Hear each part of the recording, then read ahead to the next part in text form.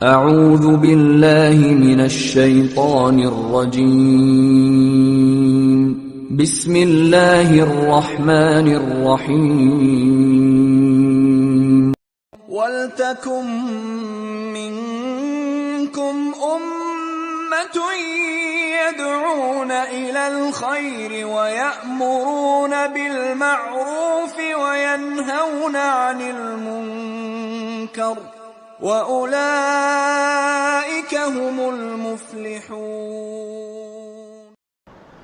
خطبہ مسنونہ کے بعد میں نے آپ احباب کے سامنے سورۃ التوبہ کی آیت نمبر 36 کی تلاوت فرمائی ہے، جس میں اللہ سبحانہ و تعالی اپنی ایک قدرت کاملہ کا تذکرہ کر رہا ہے۔ اللہ رب العالمین کی بے شمار قدرتیں ہیں، ان میں سے ایک قدرت ہے اللہ تبارک و تعالی کا مہینوں کا بنانا۔ ہم جن مہینوں سے زندگی گزارتے ہیں یہ مہینے اللہ رب العالمین کے بنائے ہوئے ہیں، اور اسی طرح دن جو ہوتے ہیں، رات جو ہوتی ہیں، یہ بھی اللہ رب العالمین کی بنائی ہوئی ہیں۔ جب رات اور دن الٹ پھیر ہوتے ہیں، رات جاتی ہے دن بڑھتا ہے، دن ختم ہوتا ہے رات آ جاتی ہے، یہ سارا نظام اللہ رب العالمین کا، اور یہ اللہ کی قدرت کے بغیر نہیں ہو سکتا۔ جب رات اور دن ایک دوسرے میں ضم ہوتے ہیں، ایک دوسرے میں الٹ پھیر ہوتے ہیں، تو ہمارے ایام گزرتے ہیں، اس وقت ہمارے درمیان مہینوں کی گنتی آتی ہے۔ تو یہ مہینوں کی گنتی بھی اللہ رب العالمین کی طرف سے بنائی ہوئی ہے۔ ان میں 12 مہینوں کا تذکرہ کیا گیا، اور یہ 12 مہینے اللہ رب العالمین کے بنائے ہوئے مہینے ہیں۔ اب یہ الگ بات ہے کہ ان 12 مہینوں میں بعض مہینوں کو اللہ تبارک و تعالیٰ نے خاص فوقیت عطا فرمائی ہے، اور کیوں نہ فوقیت عطا فرمائے اللہ تبارک و تعالیٰ، یہ اللہ رب العالمین کا نظام ہے، اصول ہے۔ دنوں میں ایک دن کو اللہ تعالیٰ نے فوقیت عطا فرمائی، جمعہ کا دن ہے، اور اسی طرح سال کے ایام کا اگر ہم تذکرہ کریں تو یوم عرفہ کا بھی ایک مقام و مرتبہ اللہ تعالیٰ نے بیان کیا ہے۔ راتوں میں اللہ تبارک و تعالیٰ نے فوقیت عطا فرمائی ایک رات کو، جس کو ہم لیلۃ القدر کہتے ہیں، شب قدر کہتے ہیں۔ اسی طرح اللہ تبارک و تعالیٰ کا نظام ہے کہ اس کی بنائی ہوئی چیزوں میں بعض کو بعض کے اوپر اللہ تعالیٰ نے فوقیت دی ہے، یعنی بعض چیزوں کو بعض چیزوں پر کچھ ویلیو زیادہ دی گئی ہے۔ اور اس کے دینے کی وجہ کیوں؟ اس کی وجہ کیا ہو سکتی ہے؟ اس کی وجہ یہ کہ ان مہینوں میں اللہ رب العالمین کی زیادہ سے زیادہ عبادت کی جائے، اور ان مہینوں میں اللہ کی حرام کردہ چیزوں سے جہاں تک ہو سکے بچا جائے۔ لہذا میرے بھائیوں، اللہ رب العالمین کا فرمان ہے، ان عدۃ الشہور عند اللہ 12 شہرا فی کتاب اللہ یوم خلق السماوات والارض منہا 4 حرم، یعنی آسمان اور زمین کے جب سے پیدا کیے گئے، بنائے گئے ہیں، اس وقت سے ہی اللہ تبارک و تعالیٰ نے مہینوں کی تعداد 12 بتائی ہے، مہینوں کی گنتی 12 بیان کی ہے، اور یہ 12 مہینوں میں 4 مہینے حرمت والے ہیں۔ 4 مہینے ایسے ہیں جس میں حرمت بیان کی گئی ہے۔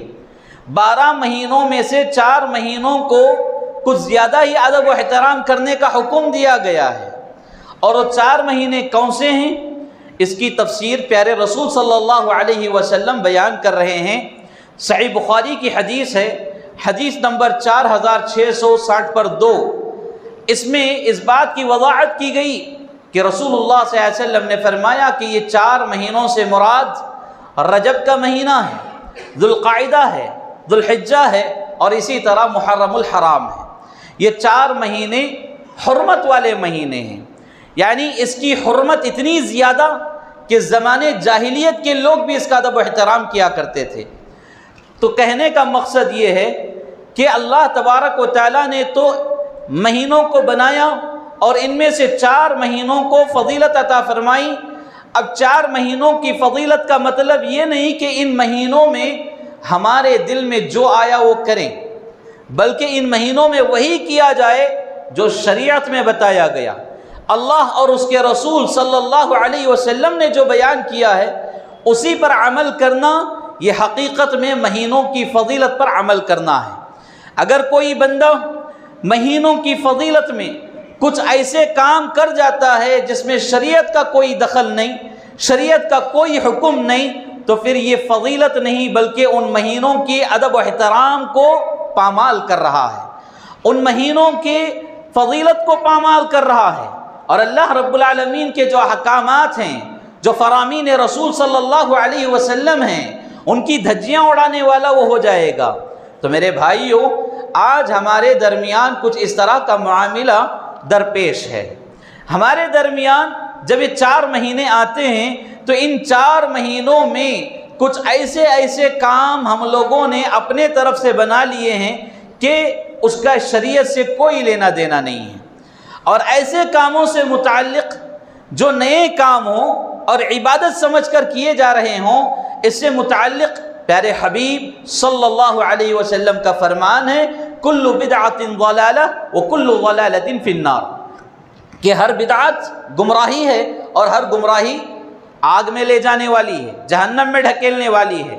لہٰذا انہی 4 مہینوں میں سے ایک مہینے سے میں اور آپ گزر رہے ہیں، اور وہ ہے رجب کا مہینہ۔ رجب کا مہینہ ان 4 حرمت والے مہینوں میں سے ایک مہینہ ہے۔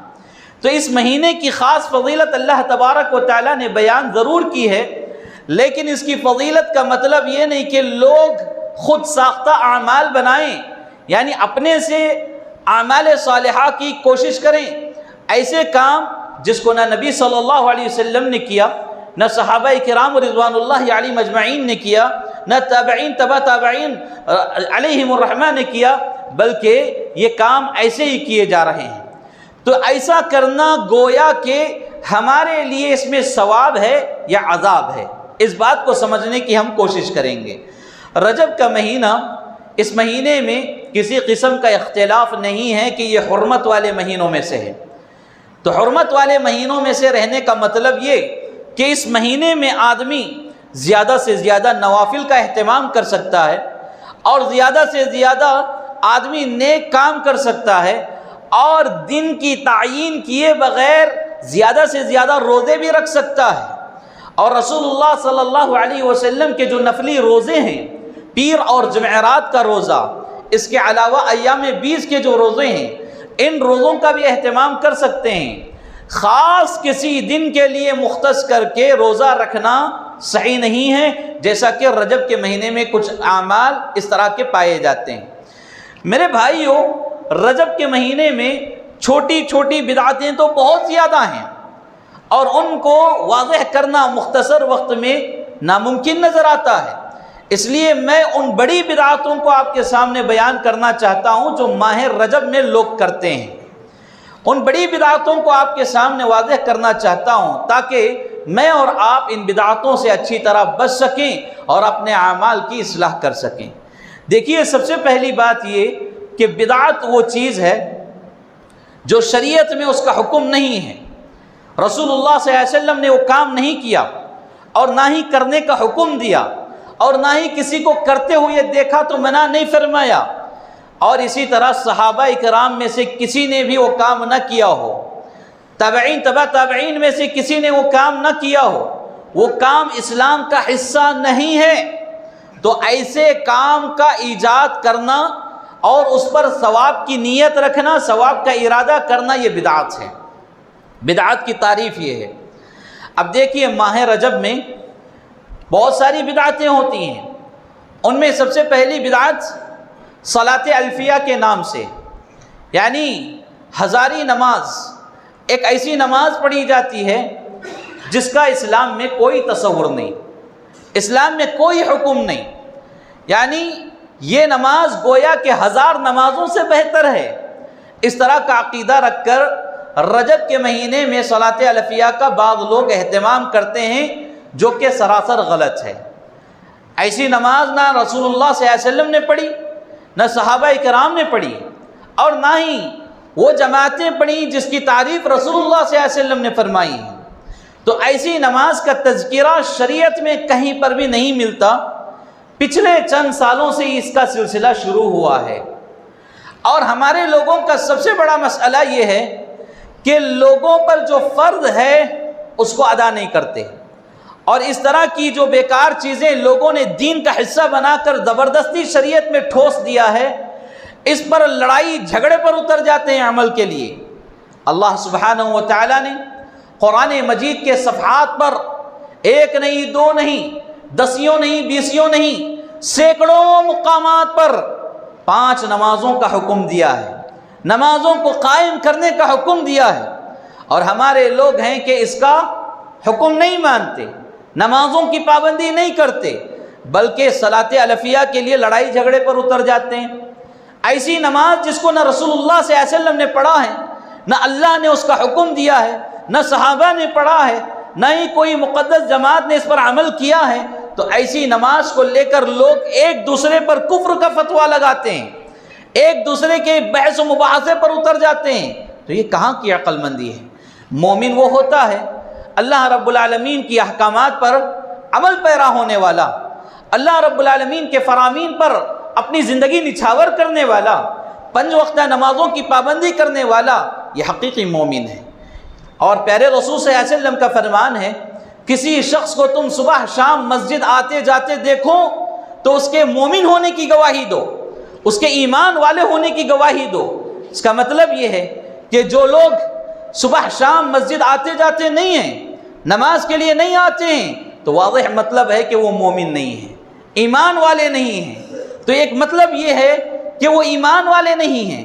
ایمان والا بننے کے لیے ہمیں پیارے رسول صلی اللہ علیہ وسلم کی اس پیاری بات پر عمل کرنا ہے کہ صبح شام مسجد آنا جانا، اس کا مطلب یہ کہ 5 وقتہ نماز کا آدمی پابند ہونا، تو یہ حقیقی مومن کی پہچان ہے۔ تو رجب کے مہینے میں صلاۃ الفیہ کے نام سے جو نماز پڑھی جاتی ہے، میرے بھائیوں اس کی کوئی دلیل نہیں ہے، صحیح احادیث میں اس کا کوئی تذکرہ نہیں ملتا ہے، اور عام فرض نماز سے ہٹ کر اس نماز کا طریقہ بنایا گیا ہے۔ اس میں سورہ اخلاص کئی مرتبہ پڑھی جاتی ہے، سورہ فاتحہ کی تلاوت کئی مرتبہ ہوتی ہے، اور اس کے عجیب و غریب طریقوں سے یہ نماز پڑھی جاتی ہے جو کہ صحیح نہیں ہے۔ یہ پہلی بدعت ہے لوگوں نے ماہ رجب میں کرنا شروع کی ہے۔ اور دوسری بدعت ماہ رجب سے متعلق یہ کہ رجب کا روزہ 27 کا روزہ رکھتے ہیں۔ رجب کے مہینے میں 27ویں رجب کا ایک روزہ رکھا جاتا ہے جس کو ہزاری روزہ کہتے ہیں، ہزاری روزہ۔ اور جو لوگ یہ روزہ رکھتے ہیں ان کا ماننا یہ ہے، ان کا عقیدہ یہ ہے کہ یہ ایک دن کا روزہ 1000 روزوں سے بہتر ہے۔ نعوذ باللہ، یہ کس نبی کی شریعت ہے؟ کس نبی کی شریعت ہے اور کس حدیث کی بات ہے؟ صحیح حدیث میں اس طرح کا کوئی روزہ نہیں ملتا، اس طرح کا کوئی تذکرہ نہیں ملتا۔ حاضرین جمعہ، ہمارے لوگ فرض روزے رکھتے نہیں ہیں اور اس طرح کے روزوں کے پیچھے لڑائی جھگڑے پر اتر جاتے ہیں۔ میں آپ کو ایک ایک کر کی بات سمجھانا چاہتا ہوں کہ جو فرض روزے ہیں لوگ ان میں رکھنے میں کوتاہی کرتے ہیں۔ رمضان المبارک کے مہینے میں کتنے نوجوان ایسے ہیں جو کام کے بہانے، تجارت کے بہانے، کاروبار کے بہانے روزہ نہیں رکھتے۔ ہمارا ورک بڑا ہارڈ ورک ہے، ہمارا کام بڑی مشقتوں والا کام ہے، بڑی محنت کش کام ہم کرتے ہیں، لہذا روزہ ہم سے نہیں ہوتا تو روزہ نہیں رکھتے ہیں۔ جبکہ اس روزے کو عمدن چھوڑنے پر سخت سے سخت وعیدیں سنائی گئی ہیں، سخت سے سخت عذابات بتائے گئے ہیں، اس کے باوجود لوگ رمضان کا روزہ رکھنے میں غفلت برتتے ہیں، اور اس طرح کا ہزاری روزہ رکھ کر وہ یہ شان بیان کرتے ہیں کہ 1000 روزوں سے بہتر روزہ ہم نے رکھ لیا ہے۔ اب جب اس طرح کا شیطانی خیال ذہن میں آئے گا تو رمضان کے روزوں کی اس کے پاس کچھ اہمیت ہی نہیں رہے گی۔ کیوں؟ 1000 روزے کا روزہ ہم نے رکھ لیا ہے تو رمضان کے ان روزوں کی کیا اہمیت ہے؟ شیطان اس طرح خیال ڈالتا ہے، اور اس طرح کے خیال میں لوگ ملوث بھی ہیں، مبتلا بھی ہیں۔ اور میرے بھائیوں، یہ نوجوان جو رمضان میں روزے نہیں رکھتے، یہ ہزاری روزہ کا نام سے روزہ رکھتے ہیں، اور اس روزے میں طرح طرح کے خرافاتی بدعاتی کام لوگ کرتے ہیں جو شریعت کا حصہ نہیں ہیں۔ اس روزے سے متعلق صحیح مسلم میں ایک حدیث لائی گئی جس کے راوی حضرت عبداللہ بن عباس رضی اللہ تعالی عنہما ہیں۔ ان سے سوال کیا گیا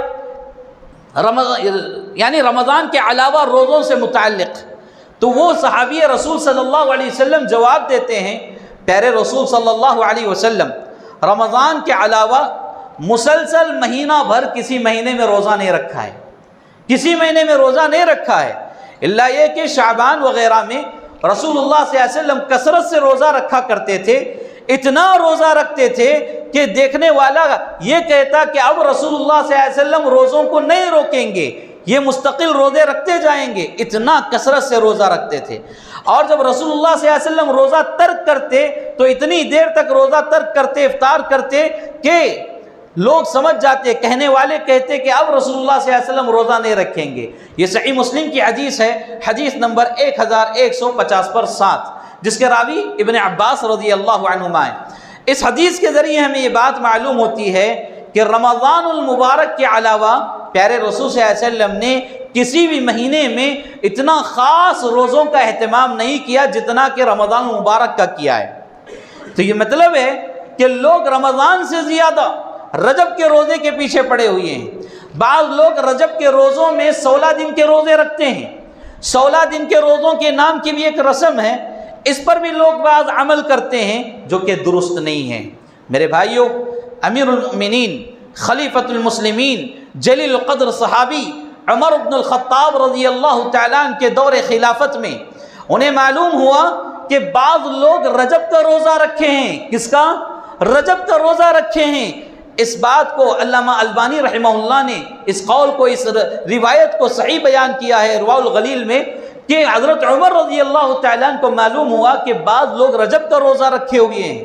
عمر بن خطاب رضی اللہ تعالیٰ عنہ اپنے خیمے سے اپنے گھر سے نکلتے ہیں اور جن جن کے بارے میں یہ شکایت ان کے پاس پہنچی تھی ان تک پہنچتے ہیں اور زبردستی انہیں کھلا کر پلا کر آتے ہیں اور کہتے ہیں کہ اس طرح کا اسلام میں کوئی روزہ نہیں ہے جو مخصوص کر کے روزہ رکھا جائے، جیسے لوگ آج 27 کا روزہ رکھ رہے ہیں، اور اس روزے کی اہمیت یہ بیان کی جاتی ہے کہ 1000 روزوں سے بہتر ہے۔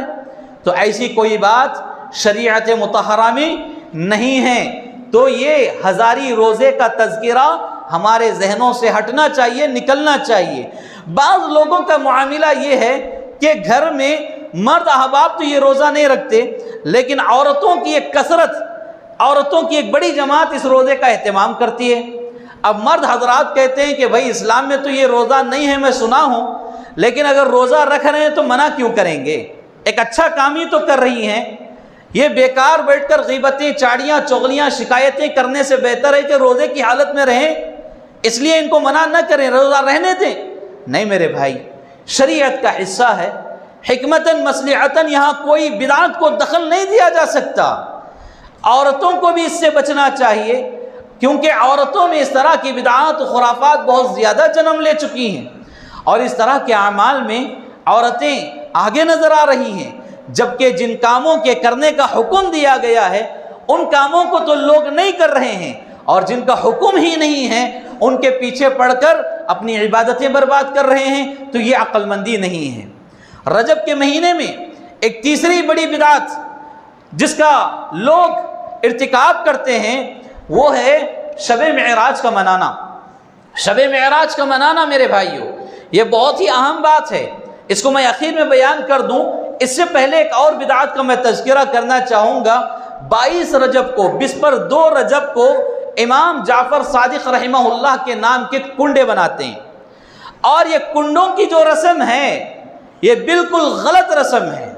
اسلام میں اس کا کوئی تذکرہ نہیں ملتا، کوئی تصور نہیں ملتا، اور امام جعفر صادق رحمہ اللہ کے نام کی یہ نظر و نیاز، یہ کنڈوں کی جو رسم ہے، اس کو لوگوں نے ایسے ہی ایجاد کیا، اور ایجاد کرنے والے کون ہیں اس کو بھی تو ہم ماننا چاہیے، جاننا چاہیے کہ آخر اس رسم کو بنانے والے کون، کیونکہ نہ صحابہ نے، نہ تابعین نے، تبع تابعین نے اس طرح کی رسم بنائی نہیں، کیونکہ ان کے دور میں امام جعفر صادق رحمہ اللہ تھے ہی نہیں۔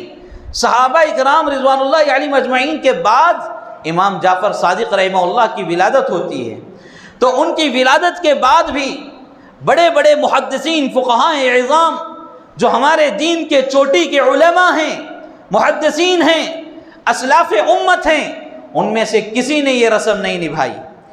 اور آپ کو یہ حقیقت میں بیان کرنا چاہوں گا، عام طور پر جشن میلاد النبی کیوں مناتے ہیں؟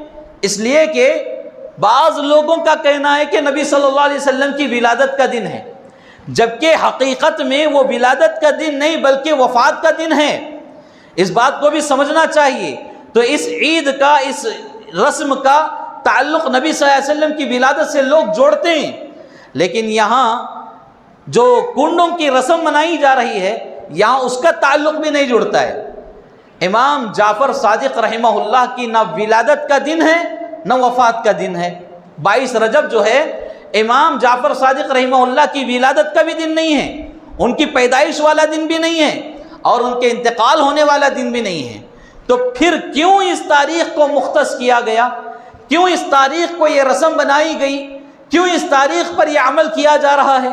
حقیقت میں بتانا چاہوں گا، صحابہ کرام کے رضوان اللہ علیہ مجمعین کے بعض دشمن لوگ ہیں، صحابہ کے حق میں گالیاں دینے والے، صحابہ کو برا بھلا کہنے والے، ان کے حق میں لعن طعن کرنے والے شیعہ روافض جو حضرات ہیں، انہوں نے اس رسم کو ایجاد کیا۔ کیوں ایجاد کیا آپ جانتے ہیں؟ 22 رجب کو حقیقت میں صحابی رسول صلی اللہ علیہ وسلم اور اسی طرح کہ نسبتی بھائی رسول اللہ صلی اللہ علیہ وسلم کے صالح صاحب جو لگتے ہیں، اور خلیفۃ المسلمین سیدنا امیر معاویہ رضی اللہ تعالیٰ عنہ کی وفات کا دن ہے 22 رجب، اور ان کی وفات پر سب سے زیادہ خوشی اگر کسی ہوئی تھی تو وہ شیعہ اور روافض کو ہوئی تھی، اور یہ ان کی دلی خواہش تھی کہ سیدنا امیر معاویہ کو کسی نہ کسی طرح شہید کر دیں۔ پھر جب ان کی وفات ہوئی تو یہ خوشی اتنی زیادہ ان کو محسوس ہوئی کہ یہ لوگ اپنے گھروں میں مٹھائیاں بنانا شروع کیے، اپنے گھروں میں حلوہ بنانا شروع کیے، اور اس کو کیا ہے، اندرونی طور پر حلوہ تقسیم کر رہے ہیں، مٹھائیاں تقسیم کر رہے ہیں۔ یہ رسم خفیہ طور پر منائی جا رہی تھی امیر معاویہ رضی اللہ تعالیٰ عنہ کی وفات پر۔ یہ بات آپ اچھی طرح جان لیں، بسپر 2 رجب 22 رجب 22 رجب جو ہے امیر معاویہ رضی اللہ تعالیٰ عنہ کی وفات کا دن ہے۔ تو اس دن شیعہ اور روافض جشن کے طور پر مناتے ہیں کہ ایک صحابی کا انتقال ہو گیا، یہ مر گیا، یعنی ان کے اوپر لعن و طعن کرنے والے یہ لوگ، برا کہنے والے یہ لوگ، اس کو کیا ہے، خفیہ طور پر اس کو نبھا رہے تھے۔ اب معلوم ہونے کے کچھ امکانات نظر آئے کہ ہم ان کی وفات پر مٹھائیاں بنا کر کھا رہے ہیں، اگر یہ خبر لوگوں میں عام ہو جائے گی تو پھر ہماری خیر نہیں ہے۔ تو یہ سوچتے سوچتے لوگوں نے ایک واقعہ گڑھا، ایک واقعہ بنایا۔ ایک لکڑہارا تھا، بڑا غربت کا مارا تھا، بڑا غریب تھا، اور وہ لکڑیاں کاٹ کر لاتا، کاروبار کرتا، اس طرح زندگی گزر رہی تھی۔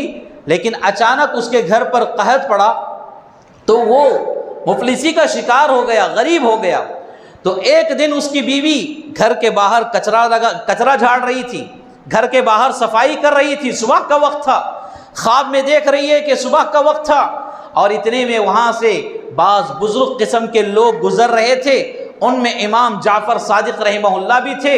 انہوں نے اس لکڑہارن سے، یعنی اس لکڑی بیچنے والے کی بیوی سے کہا کہ 22 رجب کو میرے نام کی نظر و نیاز کرو، میرے نام کے کنڈے بناؤ تو تمہاری غربت ختم ہو جائے گی، اگر غریبی ختم نہ ہو تو قیامت کے دن میرا گریبان پکڑ لو۔ یہ بات کون کہہ رہے ہیں؟ امام جعفر صادق رحمہ اللہ یہ بات کہہ رہے ہیں۔ تو اس طرح وہ لکڑہارن نے 22 رجب کو کیا ہے، کنڈے بنائی، کنڈوں کی رسم بنائی، اور اتفاقی بات تھی کہ اس کی غریبی بھی ختم ہو گئی، اس کی غریبی ختم ہو گئی۔ تو اب یہ واقعہ اس نے اپنے پڑوسن میں بیان کی، اس نے اور ایک میں بیان کی، اس طرح بڑھتے بڑھتے ایک رسم کی شکل اختیار کر لیں۔ یعنی لوگ اپنی غربت ختم کرنے کے لیے، اپنی مفلسی ختم کرنے کے لیے رسم کرتے ہیں۔ کون سی رسم؟ کنڈوں کی رسم۔ امام جعفر صادق رحمہ اللہ کے نام کی یہ نظر و نیاز کرتے ہیں 22 رجب کو، جبکہ یہ واقعہ بھی من گھڑت ہے، ضعیف ہے، موضوع ہے، اس کی کوئی صحیح سند نہیں ہے۔ اگر صحیح مان بھی لیا جاتا تو اس رسم کو منانے والے جہلا ہیں، علماء نہیں ہیں۔ اگر علماء کو معلوم ہوتا کہ یہ رسم، یہ خواب، یہ حقیقت ہے تو پھر علماء کیوں نہیں مناتے؟ لیکن علماء نے تو اس سے منع فرمایا ہے۔ شیخ الاسلام امام ابن تیمیہ رحمہ اللہ اور اسی طرح ابن قیم الجوزیہ رحمہ اللہ، اس طرح کے بڑے بڑے علماء نے اس کو منع کیا ہے، اس پر سخت سے سخت وعیدیں سنائی ہیں۔ اس طرح کی شریعت میں کوئی رسم نہیں ہے، اور یہ بات ہمیں سمجھنا چاہیے۔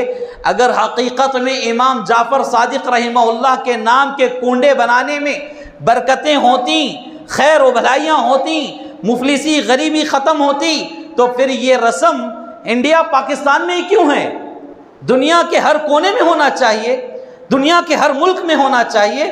سعودی عرب جہاں توحید کی سرزمین کہلاتی ہے، وہاں بھی تو یہ رسم ہونا چاہیے۔ کیوں؟ ان لوگوں کو برکت کی ضرورت نہیں ہے؟ کویت والے، قطر والے، بحرین والوں کو برکت کی ضرورت نہیں ہے؟ کیا صرف برکت انڈیا پاکستان والے لیں گے؟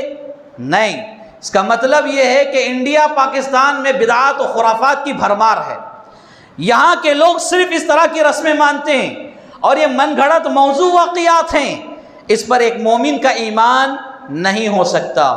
تو امام جعفر صادق رحمہ اللہ کے نام سے کنڈے بنانا یہ بالکل بڑی گمراہی ہے اور بدعت ہے۔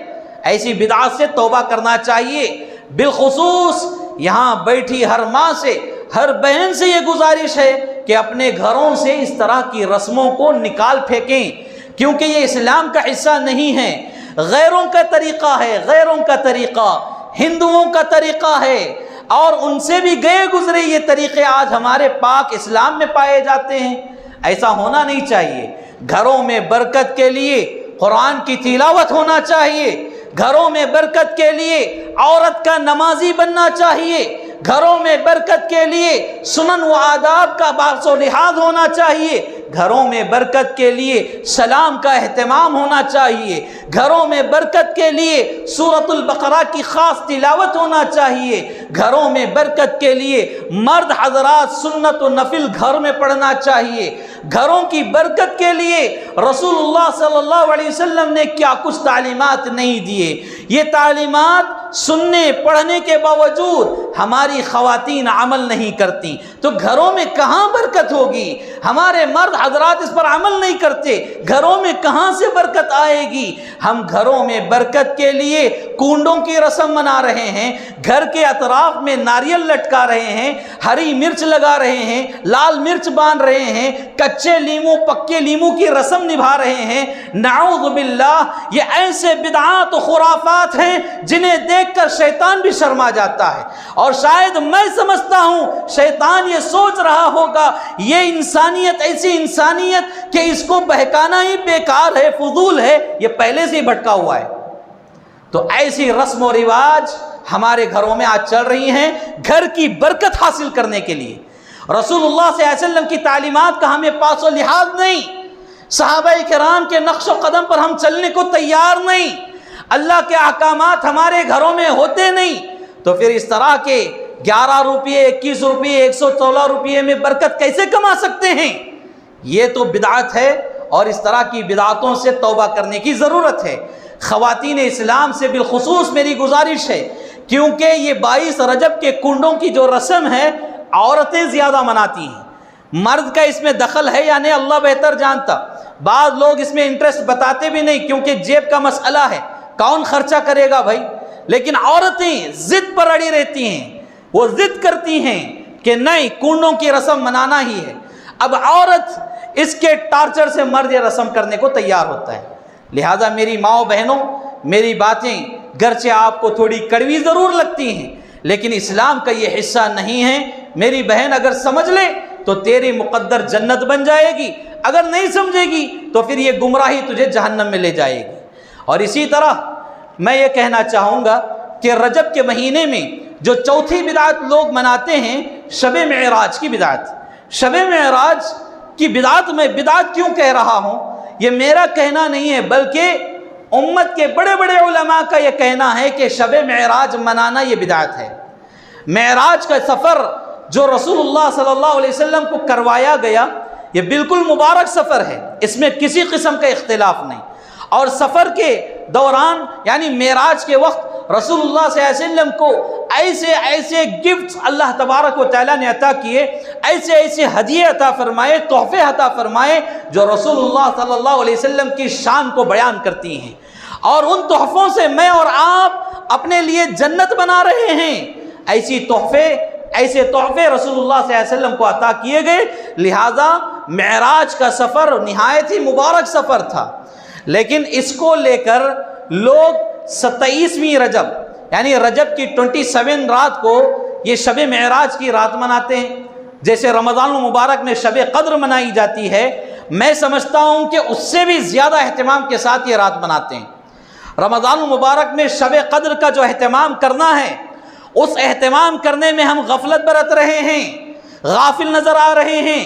شب قدر میں لوگ سو جاتے ہیں، مسجدوں میں آ کر رہنا یہ رات گزاری کا ثواب سمجھتے ہیں۔ نہیں، اس کا مطلب یہ کہ اس رات بیٹھ کر اللہ کا ذکر کریں، نوافل کا اہتمام کریں، اور زیادہ سے زیادہ استغفار طلب کریں، جہنم سے آزادی کی دعا مانگیں۔ یہ رات گزارنے کا حقیقی مطلب ہے۔ رمضان میں تو ہم صحیح رات گزارتے نہیں ہیں، لیکن اب اس طرح کی شب معراج کی رات منائی جا رہی ہے۔ کیسے مناتے ہیں؟ مسجدوں کو لائٹس وغیرہ سے روشن کرتے ہیں، چراغاں لگاتے ہیں، اور دیوالی وغیرہ کے موقع پر ہندوؤں کی جو رسم ہوتی ہے مٹی کی برتنوں میں تیل ڈال کر دیے جلانا، اس طرح کی رسم شب معراج میں آج نام نہاد مسلمان منا رہے ہیں۔ نعوذ باللہ، یہ ایمان کا سودا نہیں تو اور کیا ہے؟ یہ ایمان والوں کا تو عام کام ہرگز نہیں ہو سکتا، یہ مشرکوں کا، بدعتیوں کا کام ضرور ہو سکتا ہے۔ لہذا ایسی رسموں سے توبہ کرنے کی ضرورت ہے۔ میرے ماؤں بہنوں اور اسلامی بھائیوں، شب معراج کے تعین کے سلسلے میں ایک بہت بڑا اختلاف ہے۔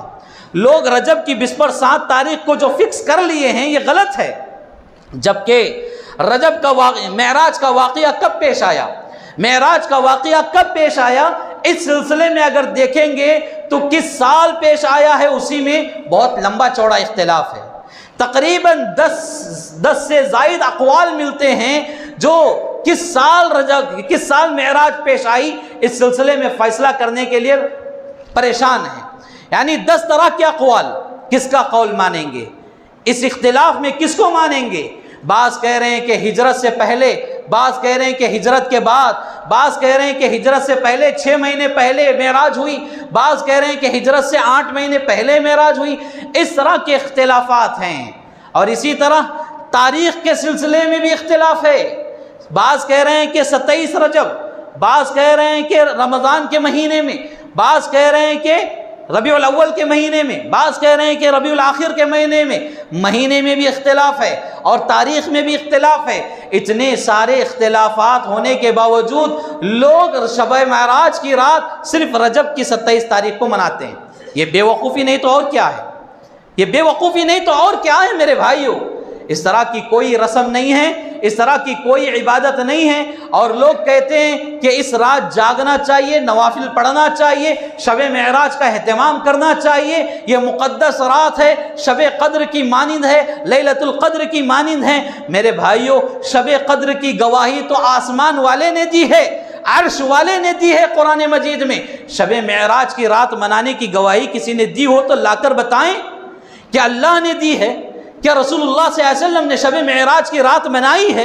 کیا صحابہ کرام نے شب معراج کی رات منائی ہے؟ مسجدوں کو چراغاں کرنے والوں، مسجدوں کو سجا سنوار کر عبادتیں کرنے والوں، معراج کی رات میں عبادت کے نام پر بدعتوں کا ایجاد کرنے والوں، اللہ کے لیے توبہ کر لیں، اللہ کے لیے توبہ کر لیں۔ آج تک تو تم ہی نہیں، تمہارے علماء بھی تھے اس میں ملوث، لیکن آج بڑے بڑے علماء کا بھی اس پر فتویٰ آ چکا ہے، یعنی حنفی علماء کا اس پر فتویٰ آ چکا ہے کہ شب معراج کی رات کوئی عبادت والی رات نہیں ہے۔ اس میں اختلاف پایا جاتا ہے بڑے بڑے علماء کا، جو حنفی چوٹی کے علماء ہیں، ان علماء کے اس پر فتاویٰ آئے ہیں۔ یقین نہیں آتا تو آپ کھول کر پڑھ لیجئے۔ لیکن ہمارے لوگوں کو یہ سب نہیں ہونا ہے۔ ہمارے لوگوں کو کیا ہونا ہے؟ ہمارے لوگوں کو عید ہونا ہے۔ وہ عید کیسے بھی ہو، کسی بھی موقع پر ہو، عید ہونا ہے۔ اور کیسی عید؟ جس میں حلوے پوریاں ہوں، جس میں مٹھائیاں ہوں، جس میں اچھے بگارے مرغن غذائیں ہوں۔ ایسی عیدوں کے پیچھے ہم لوگ پڑ گئے، اصل عبادتیں تو بھول ہی گئے، نعوذ باللہ۔ تو یہ 4 بڑی بدعتیں ہیں جو ماہ رجب میں لوگ کرتے ہیں۔ اس کے علاوہ چھوٹی چھوٹی بدعتیں تو بہت ہیں، اگر ان بدعتوں کو بیان کرتے جائیں تو وقت مجھے اجازت نہیں دیتا۔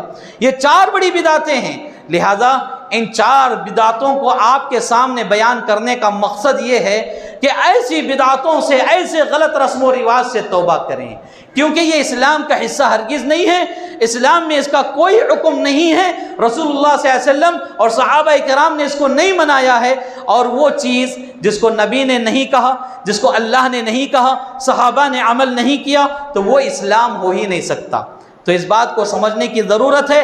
اللہ رب العالمین سے دعا ہے اللہ تبارک و تعالی ہمیں ان باتوں پر عمل کرنے کی توفیق عطا فرمائے، اور ان بدعتوں سے بچنے کی اللہ ہمیں توفیق عطا فرمائے۔